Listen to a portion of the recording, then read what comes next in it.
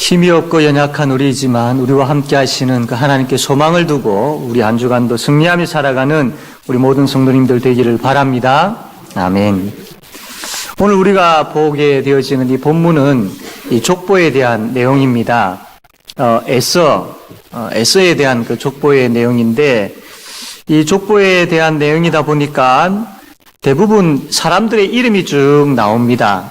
그래서 참 어떻게 보면 이 내용들이 참 지루할 수가 있습니다. 그리고 이 사람들의 이름이 쭉 나오는 이게 무슨 의미일까? 발음하기도 힘들고 또 이 사람이 어떤 사람인지에 대해서도 그렇게 쭉 설명하고 있는 것도 아닌데, 왜 하나님께서 여기에 이 성경에 이런 족보에 대한 사람들의 이름들을 쭉 나열해 놓았을까? 이런 의문이 들기도 합니다. 설교를 하는 입장에서 참 때로는 본문을 대할 때에 참 난감하고 어려운 부분들이 있는데, 바로 이 족보에 대한 내용들, 이름만 쭉 나와 있는 이러한 모습들을 보면 때로는 참 준비하기가 많이 힘든 부분들이 있습니다. 특별히 이 하나님의 백성에 대한 족보에 대한 내용이면 그래도 좀 그 내용들을 우리가 성경 여러 군데서 발견할 수 있고 알 수 있어서 참 이렇게 그 내용의 의미를 좀 우리가 파악할 수 있는데, 오늘 우리가 보게 되어지는 이 족보의 내용, 에서에 대한 족보의 내용들입니다. 즉 하나님의 백성이 아닌 자들의 이 족보에 대한 내용들입니다. 그러니까 더더군다나 더 힘이 들고, 더더군다나 왜 하나님께서 여기에 이러한 그 하나님의 백성이 아닌 에서에 대한 족보를 이렇게 기록해 놓으셨을까? 도대체 하나님 무엇을 말씀하시려고 그렇게 하시는 건가? 이런 생각이 듭니다. 그런데 여기에 에서에 대한 족보가 쭉 나와 있지만 우리는 이 부분만 가지고 보아서는 되어지지 않고 성경 전체에 대한 내용들을 가지고 이 본문을 볼 수가 있어야 됩니다. 특별히 에서에 대한 족보의 내용이지만 그러나 그 앞과 뒤의 문맥을 볼 때에 야곱에 대한 족보의 내용과 함께 비교하면서 볼 수 있어야 된다라는 겁니다. 그래서 이 에서에 대한 그 족보, 이 에서의 후손들의 그 삶들을 보면서 야곱의 그 후손들이 얼마나 복받은 존재들인지 그것을 우리가 볼 수 있어야 된다는 겁니다. 좀 더 우리에게 적용을 하면 영적 야곱의 후손인 영적 믿음의 사람들인 우리가 이 에서의 믿음이 없는 이 에서에 대한 족보의 그 사람들의 모습들을 보면서 하나님의 백성인 우리가 어떤 복을 받았는지를 볼 수 있어야 된다라는 겁니다. 그래서 이 말씀을 통하여서 하나님께서 영적 야곱의 후손인 우리에게 얼마나 많은 복을 주셨는지 깨닫게 되어지는 은혜의 시간 되기를 바랍니다. 첫 번째로 하나님의 백성은 우연이 아닌 하나님의 섭리 가운데 사는 사람들입니다. 6절에서 8절 말씀 보면 에서가 자기 아내들과 자기 자녀들과 자기 집의 모든 사람과 자기의 가축과 자기의 모든 짐승과 자기가 가나안 땅에서 모은 모든 재물을 이끌고 그의 동생 야곱을 떠나 다른 곳으로 갔으니 두 사람의 소유가 풍부하여 함께 거주할 수 없음이러라. 그들이 거주하는 땅이 그들의 가축으로 말미암아 그들을 용납할 수 없었더라. 이에 에서 곧 에돔이 세일산에 거주하니라 라고 되어 있죠. 그 에서가 아주 참 대단한 많은 부자였던 것 같습니다. 그리고 우리가 알고 있듯이 야곱도 아주 큰 부자였습니다. 그런데 이들이 이제 같은 지역에 머물다 보니까 그들이 가지고 있는 소유물로 인해서 같이 거주할 수 없게 되어진 거죠. 그들이 거주하고 있는 땅에서 이제 좀 복잡했던 것입니다.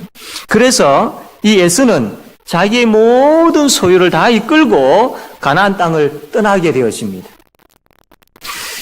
자, 여기에서 좀 우리가 의문을 가질 수 있는 게 뭐냐면, 지금 이 에서와 야곱이 같이 거주합니다. 같은 큰 부자이기 때문에 많은 소유물을 가지고 있습니다. 많은 짐승들을 가지고 있습니다. 그래서 같은 한 장소에서 이 짐승들을 풀을 뜯게 하고 물을 마시게 하고 같이 치기가 너무 이제 좁았던 것이죠. 그래서 한쪽이 떠날 수밖에 없는 겁니다. 그러면 이제 에서가 떠나게 되어지는데 굳이 왜 가나안 땅을 떠났을까? 이 야곱과 에서가 같이 있는 그 지역 아니더라도 가나안 땅에는 많은 지역들이 있는데 왜 거기 두고 가나안 땅을 떠났을까? 이런 생각을 우리가 한번 해보게 되어집니다. 결국 이 에서는 가나안 땅을 떠나서 세일산으로 가게 되어지는데 거기에서 이제 정착을 하여서 자기의 민족을 이루게 되어집니다. 어떻게 보면 복잡해서 이렇게 같이 떠났고 이 에스가 이렇게 떠나는 가운데 어디로 갈까 이렇게 방황을 하다가 저기에 세일산이 있는데 거기는 뭐 좀 이 산이 아주 잘 이루어져 있고 어떤 다른 민족들이 침범하기도 어렵고 우리가 살기 적합하겠구나 라고 해서 그들의 모든 것들을 가지고 그렇게 세일산으로 갈 수 있습니다.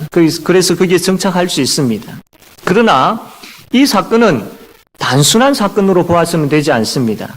앞에서 말씀드린 것처럼 왜 많은 그 가나안 땅 안에 많은 지역을 두고 가나안 땅을 떠났는가? 그것과 아울러서 오늘 우리가 조금 전에 읽었던 이 본문 말씀 보게 되어지면 이 가나안 땅을 떠났다라는 이 표현을 다르게 어떻게 표현을 했느냐면 야곱을 떠났다. 에스가 야곱을 떠났다라고 그렇게 표현을 하고 있는 것입니다. 그러면 이게 의미가 있는 것이죠. 에스가 단순하게 떠난 것이 아니라 단순하게 복잡하기 때문에 한쪽이 나와야 할 수밖에 없어서 에스가 나왔다 이렇게 단순하게 생각할 것이 아니라 여기에는 뭔가 의도가 있는 거예요. 하나님께서 의도하시는 것이 하나님께서 의미를 부여하시는 것이 있다라는 겁니다. 에스가 왜 그러면 가나안 땅 야곱을 떠났을까요? 거기에는 하나님의 특별한 섭리가 있었던 것이죠. 아주 특별한 섭리가 있습니다. 하나님은 자기 종을 위하여서 예비해 놓으신 땅을 다른 자들이 차지하지 못하게 하십니다. 이 가나안 땅은 하나님께서 야곱과 아브라함과 이삭과 야곱에게 약속하신 땅입니다. 이들에게 약속한 땅입니다. 그래서 이 하나님의 백성들이 이 땅에서 거주할 수 있도록 하나님께서 약속하신 땅이기 때문에 하나님의 백성이 아닌 에스가 그 땅을 차지하고 정복하고 하지 못하도록 그렇게 하나님께서 하나님의 손길로 하나님의 섭리하신 가운데 이 에스를 이렇게 가나안 땅 밖으로 내몰고 계시는 것이죠. 야곱을 떠나게 하신 것입니다. 이처럼 하나님의 백성에게는 하나님의 섭리하심이 있다라는 겁니다. 또 한 가지 하나님께서 이 에스를 떠나게 하신 이유에는 어떤 섭리가 있느냐면 하나님은 하나님의 백성을 거룩하게 구별하신다라는 겁니다. 빛과 그림자가 함께 존재하지 못하도록 하나님께서 거룩한 하나님의 백성들을 하나님의 약속의 땅에서 구별하신다라는 그런 의미가 있습니다. 고린도후서 6장 14절부터 18절 말씀 보게 되어지면 너희는 믿지 않는 자와 멍에를 함께 매지 말라. 의와 불법이 어찌 함께하며 빛과 어둠이 어찌 사귀며 그리스도와 벨리알이 어찌 조화되며 믿는 자와 믿지 않는 자가 어찌 상관하며 하나님의 성전과 우상이 어찌 일치가 되리요. 우리는 살아계신 하나님의 성전이라. 이와 같이 하나님께서 이르시되 내가 그들 가운데 거하며 두루 행하여 나는 그들의 하나님이 되고 그들은 나의 백성이 되리라. 그러므로 너희는 그들 중에서 나와서 따로 있고 부정한 것을 만지지 말라. 내가 너희를 영접하여 너희에게 아버지가 되고 너희는 내게 자녀가 되리라. 전능하신 주의 말씀이니라 하셨느니라. 하나님께서 이렇게 하나님의 백성들을 구별하시는 것이죠. 자, 이런 원리에 의하여서 이 에스는 야곱을 떠날 수밖에 없는 것이죠. 즉 하나님의 그 섭리에 의해서 하나님의 손길에 의해서 에서는 야곱을 떠나게 되었다라는 겁니다. 이 말씀 우리에게 적용을 합시다. 하나님은 우리의 삶 그 속에 관여하시는 분이시죠. 그 능력의 손길, 은혜의 손길을 가지고 우리와 함께 하시는 분이십니다.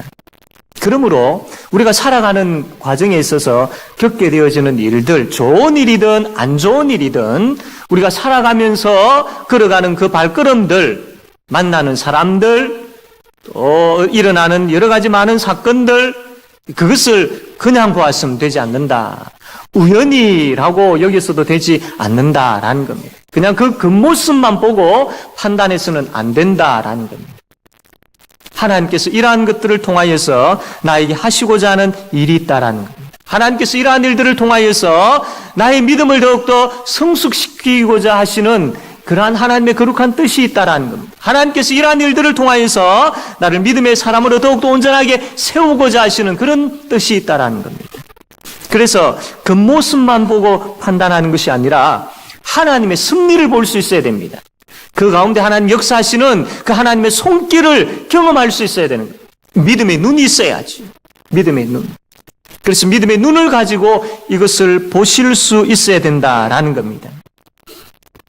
그럴 때에 우리의 삶의 모든 것을 하나님께서 붙잡고 계시고 선한 길로 인도하신다라는 확신이 생기는 겁니다.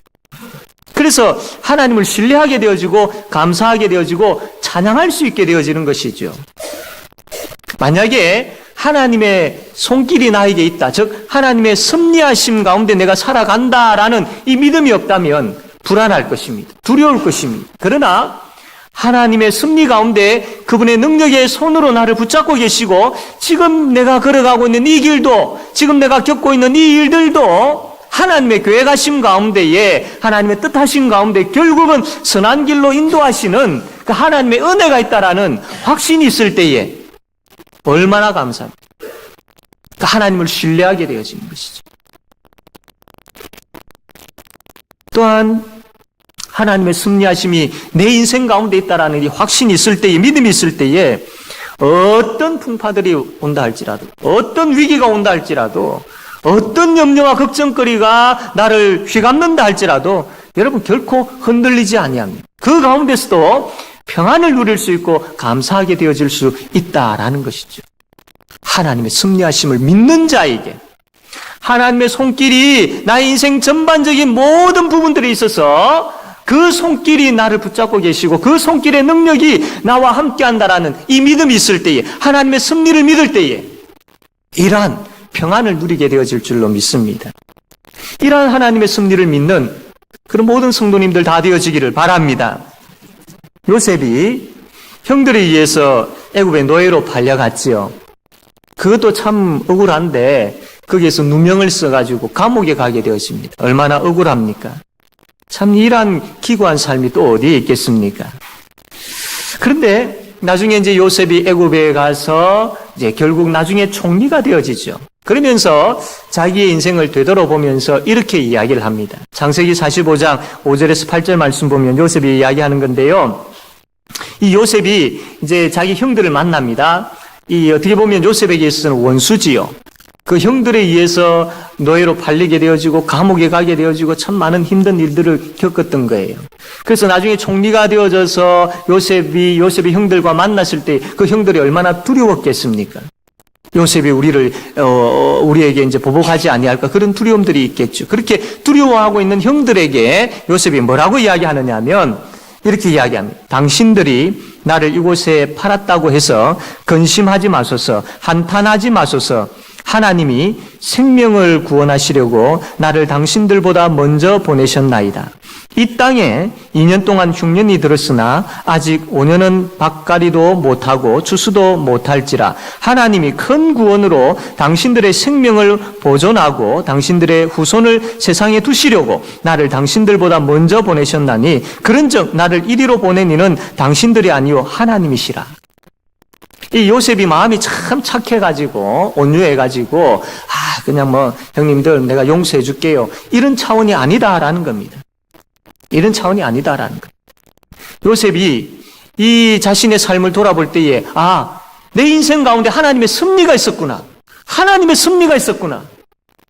내가 여기에 참 그 과정을 통해서 참 억울해했고 감옥에서 정말로 이를 갈고 있을 수도 있었던 그런 그 인생의 요셉이었지만 그가 그의 인생을 돌아보면서 하나님의 섭리였군. 이런 과정을 통해서 노예로 팔리게 되어지고 또 보디발의 집에 가게 되어지고 또 누명을 써서 감옥에 가게 되어지고 그곳에서 왕의 그 신하들을 만나게 되어지고 꿈을 해석하는 것을 통해서 애굽 왕 앞에 서게 되어지고 애굽의 총리가 되어진 이 모든 과정들을 볼 때에 하나님이 역사하셨구나.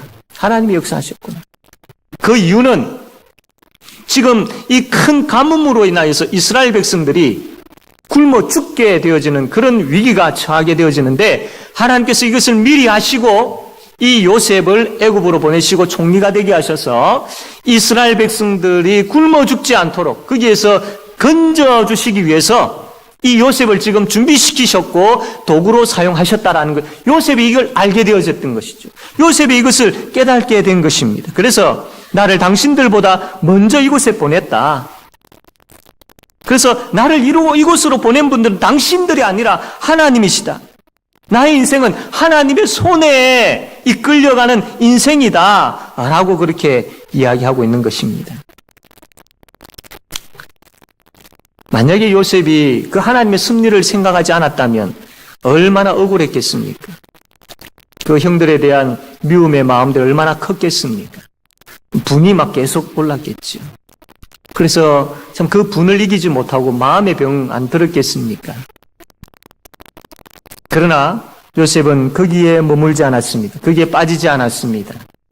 그의 삶의 여정에 있어서 하나님의 섭리, 하나님의 손길, 하나님의 계획하심, 하나님의 인도하심, 이 믿음이 요셉에게 있었던 것이죠.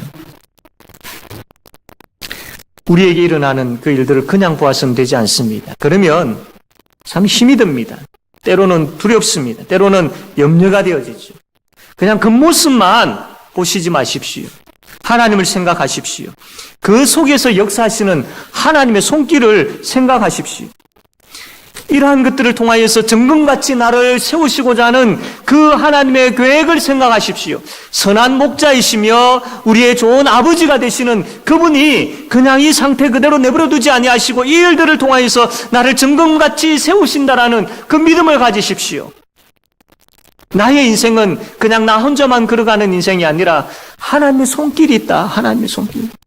하나님의 손길. 과거에 하나님의 손길이 나로 하여금 그 문제들을 해결하게 해주셨고 하나님의 손길이 여기까지 나를 인도하지 않았느냐. 지금도 마찬가지고 지금 내가 겪고 있는 이 일들에 있어서도 앞으로 어떻게 되어질지는 모르지만 그러나 나는 하나님의 손길을 믿는다. 그러나 나는 여호와 하나님 그분을 믿는다. 그러기에 그 하나님의 섭리하심이 결국 선한 길로 이끌어 주실 줄로 나는 믿는다.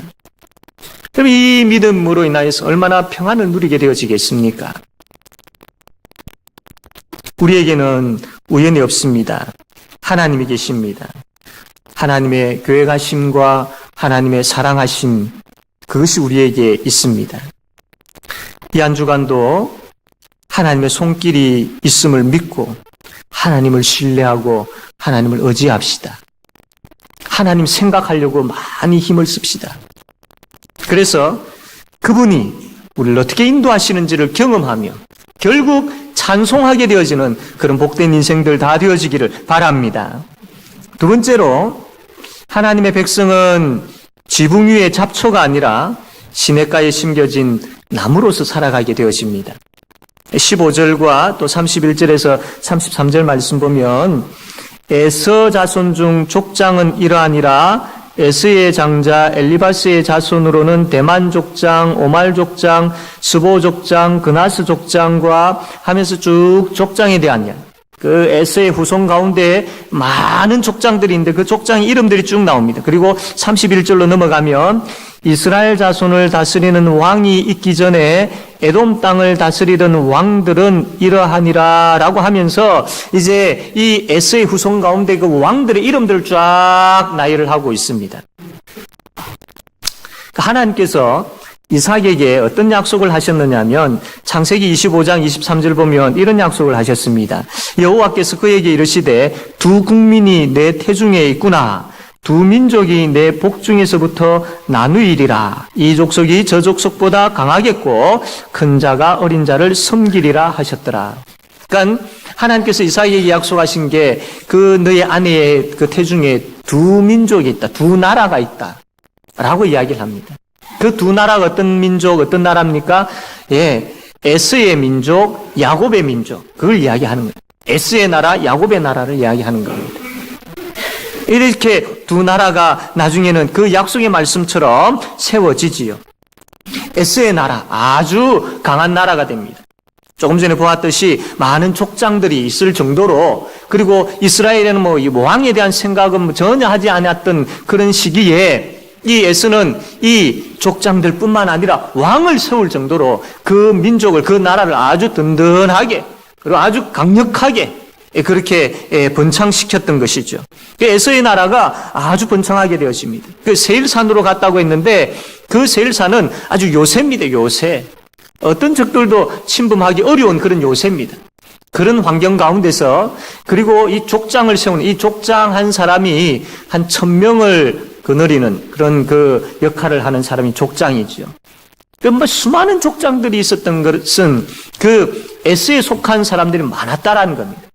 그리고 그냥 오합지졸로 많았던 것이 아니라 족장이 있을 정도로 잘 다스려졌던 것이고 더 구체적으로 왕이 세워질 정도로 아주 체계적이고 조직적이었던 그리고 이 나라에서 아주 막강한 힘을 가지게 되어지고 번창한 나라가 바로 에스의 나라였다라는 겁니다. 그런데 문제가 뭐냐면 이 에스의 족보를 보면서 그리고 족장이 세워지고 왕이 세워지고 하는 이러한 일들을 보면서 여기에 정말로 소중한 분이 빠져 있는 것이죠. 여호와 하나님, 그분이 빠져 있는 겁니다. 그러니까 이 에스의 족장들, 에스의 왕들, 에스의 어떤 조직들, 에스가 가지고 있는 막강한 힘들, 에스가 가지고 있는 많은 재물들, 여기에는 하나님이 계시지 않았던 것입니다. 하나님 없는 인생 어떻게 되겠습니까? 처음에는 아주 강력한 힘을 가지게 되어졌겠죠. 그러나 점점 시들어버리게 되어집니다. 바벨론의 느부갓네살 왕에 의해서 이 에돔 나라, 이게 에스의 그 후손들이죠. 이 에돔 나라는 셀라라는 에돔의 그 이제 수도가 셀라인데 지금은 이제 페트라라고 합니다. 이 수도가 함락이 되어져 버립니다. 결국에 가서는 알렉산더의 부하 이제 안티고누스라는 그 사람에 의해서 에돔은 완전하게 멸망하게 되어지죠. 처음에는 굉장히 막강하고 막 부하고 또 아주 큰 힘을 가진 그런 번창한 나라였지만 거기 아무리 봐도 하나님이 계시지 않는 겁니다. 그래서 결국은 이렇게 비참하게 그 망하게 되어지는 나라가 되어진 것이죠. 그러나 반면에 야곱의 나라는 어떻습니까? 야곱의 나라는 처음에는 아주 보잘것없습니다. 에스가 족장을 세우고 왕을 세우고 할 때에 야곱은 그냥 아주 조그만한 그 누구도 알아주지 아니하는 그런 가족 단위의 그런 작은 족속이었습니다. 근데 어떻게 되어집니까? 나중에 그 야곱의 후손 가운데 다윗 왕이 세워지죠. 막강한 힘을 가지게 되어집니다. 이 다윗 왕 때에 에돔을 정복하는 그런 일들도 있었습니다. 이 야곱의 나라, 이 하나님의 백성의 나라, 여기에 대해서 다윗이 뭐라고 고백하고 있느냐면 시편 1편 3절에 이렇게 이야기합니다. 그는 시냇가에 심은 나무가 철을 따라 열매를 맺으며 그 잎사귀가 마르지 아니함 같으니 그가 하는 모든 일이 다 형통하리로다. 야곱의 나라, 하나님을 중심으로 섬기는 나라, 그의 족보 가운데에 하나님이 계시는 나라, 그의 인생 가운데에 하나님을 제일 우선순위에 두며 섬기는 나라, 그 나라가 바로 시냇가에 심은 나무가 철을 따라 열매를 맺으며 그 잎사귀가 마르지 아니함 같은 그런 형통함이 있는 든든한 뿌리가 흔들리지 아니하는 그런 나라다라고 이야기하죠. 야곱의 후손을 통하여서 누가 오십니까? 예수 그리스도께서 오시죠. 그분이 이 땅에 하나님 나라를 세웁니다. 겨자씨만한 작은 것으로 시작되어졌지만 새들이 깃들 정도로 아주 큰 나무가 되는 나라가 바로 이 하나님 나라입니다. 지금도 계속해서 하나님 나라는 계속 확장되어져 가고 있습니다. 죄와 사망의 근세 아래 놓여 있는 자들이 이 나라 안으로 들어오게 되어지고 자유와 영생을 얻게 되어집니다. 병든 자들, 가난한 자들, 삶에 지친 많은 사람들이 이 나라 안에서 안식을 누리게 되어지고 평강을 누리게 되어지죠. 이 나라가 바로 하나님 나라인 것이죠. 이렇게 야곱의 나라는 점점 더 강해져가는, 점점 더 참 부흥되어져가는 그런 나라였다라는 겁니다. 사랑하는 성도 여러분, 에서는 처음 시작부터 높은 무대 위에서 자신의 높음을 나타내려고 힘썼던 자입니다. 하나님 없는 인생이지요. 그 하나님 없는 인생이 참 그 시작이 아주 번창했다 할지라도 그것이 영구적으로 오래 갈 수 있겠습니까? 빛이 사라지는 것처럼 사라져버린 것이죠. 아주 호화로웠지만 그러나 참 무대에 막이 내려지고 거기에서 내려오는 것처럼 쓸쓸하게 끝나버리는 그 인생이 바로 에서의 인생이었던 겁니다. 마치 지붕 위의 잡초처럼 지붕 위에 씨앗이 하나 떨어졌을 때에 흙이 없지만은 그러나 거기에서 그 햇빛을 통하여서 아주 잘 성장하게 되겠죠. 그러나 흙이 없는 관계로 인하여서 잘 성장하는 반면에 빨리 시들어 버립니다. 에스가 지붕 위의 잡초와 같은 그런 인생이었던, 그 나라가 바로 이런 나라였던 것이죠. 우리는 혹시 지붕 위의 잡초와 같은 그런 삶을 살고 있지는 않습니까? 안개와 같은 것을 쫓고 있지는 않습니까? 헛된 것을 찾고 구하고 두드린다고 시간들을 다 보내고 있지는 않습니까? 주 안에서 신앙의 경주를 하고 있는 것인지 아니면 하나님 없이 막 달리고 있는 것인지 우리 한번 생각해 보아야 합니다. 에스의 결말을 보면서 지붕 위의 잡초와 같은 그런 비참한 결말을 보면서 지금 내가 이 달려가고 있는 것이 신앙의 경주인지 하나님 없이 막 달려가는 것인지 한번 생각해 보아야 합니다. 그러므로 얼마나 빨리 가느냐 보다도 내가 어떤 방향으로 가고 있느냐, 이거 참 중요합니다.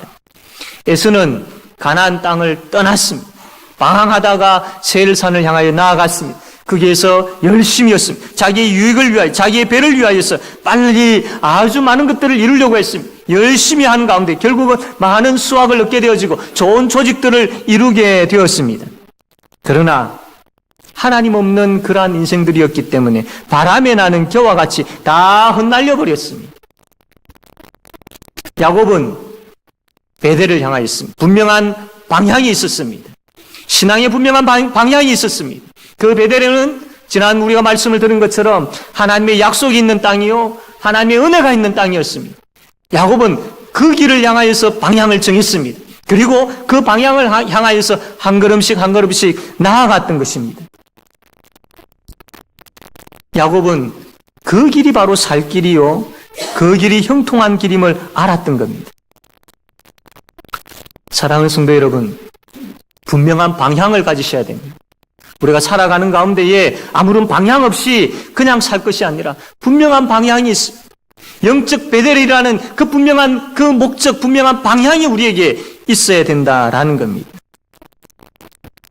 그 방향을 가지고 나아가는 자의 삶이 시냇가에 심은 나무가 철을 따라 열매를 맺으며 그 잎사귀가 마르지 아니함 같이 바로 그 삶이 형통하게 되어지는 그 길을 걷는 것이죠. 분명한 방향을 가집시다. 내가 무엇을 하든지 하나님의 영광이라는 그 방향, 하나님의 영광을 위하여 고린도전서 10장 31절에 보면 그런즉 너희가 먹든지 마시든지 무엇을 하든지 다 하나님의 영광을 위하여 하라. 그런즉 너희가 먹든지 마시든지 무엇을 하든지 다 하나님의 영광을 위하여 하라. 언제부터인가 우리의 대화 가운데, 우리의 생각 가운데, 우리의 마음 속에서 하나님의 영광을 위하여, 이 말이 사라지기 시작합니다. 이 말이 힘이 퇴적하기 시작합니다. 나의 행복을 위하여라는 말은 점점 더 많이 나오게 되어지고 많이 생각하게 되어지는데 그에 반하여서 하나님 영광을 위하여. 우리가 처음 그 사랑을 가지고 정말 그 하나님의 은혜를 생각하며 이제 내가 하나님 영광을 위하여 살겠습니다라는 그 마음이 점점 식어져 가기 시작했던 것이죠. 일을 열심히 일을 해서 우리가 돈을 벌어야 되고 건강을 잘 챙겨야 되고 자녀 양육을 우리가 잘 해야 되죠. 그러나 이 모든 것이 말씀처럼 그런즉 너희가 먹든지 마시든지 무엇을 하든지 다 하나님의 영광을 위하여 하라. 이 모든 것들의 방향이, 이 모든 것들의 목적이 하나님 영광이 되어야 된다. 하나님의 영광. 만약에 이것이 분명하지 아니하면 내가 이 일을 하고 내가 이 건강을 챙기고 내가 이렇게 양육하고 하는 내가 돈을 이렇게 벌고 하는 이 부분들에 있어서 하나님 영광이라는 목적이 없고 하나님 영광이라는 방향이 없으면 그때부터 타락하게 되어지는 것이죠. 내가 가지게 되어지고 내가 소유하게 되어지는 것들이 죄를 짓는 데 사용되어질 수 있다는 것. 그러므로 하나님 영광이라는 분명한 목적이 있어야 되고 하나님 영광이라는 분명한 방향이 있어야 됩니다. 그럴 때에 지붕 위의 잡초가 아니라 시냇가에 심겨있는 나무와 같은 그런 은혜가 우리에게 있게 된다라는 겁니다. 이 한 주간 여러분들이 먹고 마시고 무엇을 하든지 그 목적과 방향, 하나님 영광을 생각합시다. 과연 이것이 하나님께서 기뻐하시는 것인가? 이것이 하나님의 뜻인가? 이렇게 말하고 행동하는 것, 이렇게 일하는 것, 이렇게 사람들을 대하는 것, 이 모든, 내가 살아가는 모든 부분들에 있어서 그게 하나님 영광이 있는가? 고민하시길 바랍니다. 그러면서 우리가 좀 더 더딜지라도 한 발걸음 한 발걸음 이렇게 걸어가게 되어질 때에 그 길이 감사의 길이요, 능력의 길이요, 은혜의 길인 줄로 믿으시기를 바랍니다. 이 한 주간도 이 믿음의 길을, 이 복된 길을 주님과 함께 묵묵하게 걸어가는 그런 우리 모든 성도님들 다 되어지기를 바랍니다. 아멘.